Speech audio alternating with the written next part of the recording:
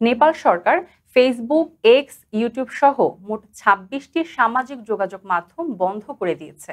সরকার নির্ধারিত নিয়ম অনুযায়ী এসব প্ল্যাটফর্মকে ২৮ আগস্ট থেকে এক সপ্তাহের মধ্যে নিবন্ধন করতে বলা হয়েছিল। তবে মেটা, অ্যালফাবেট, এক্স ও রেডিট, লিঙ্কডইনের মতো বড় কোনো প্রতিষ্ঠান আবেদন জমা না দেওয়ায় ৫ সেপ্টেম্বর এই সিদ্ধান্ত ঘোষণা করা হয়।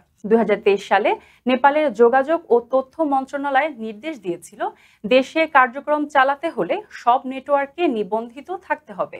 সুপ্রিম কোর্টও এই সিদ্ধান্তকে সমর্থন করে। সরকারের দাবি, এ পদক্ষেপ ভুয়া অ্যাকাউন্ট ও বিদ্বেষপূর্ণ বক্তব্য ও সাইবার অপরাধ দমন করবে। তবে বিভিন্ন অধিকার গোষ্ঠী একে মত প্রকাশের স্বাধীনতায় হস্তক্ষেপ হিসেবে সমালোচনা করছে। যদিও টিকটক, ভাইবার ও আরও ৩টি প্ল্যাটফর্ম নিবন্ধন সম্পূর্ণ করায় চালু থাকবে। নেপাল সরকার সংসদে সামাজিক যোগাযোগ মাধ্যম ব্যবস্থাপনা সংক্রান্ত একটি বিলও উত্থাপন করেছে। তবে সমালোচকদের মতে এই উদ্যোগ মূলত সমালোচনাকারীদের দমন ও মত প্রকাশের স্বাধীনতা সীমিত করার চেষ্টা।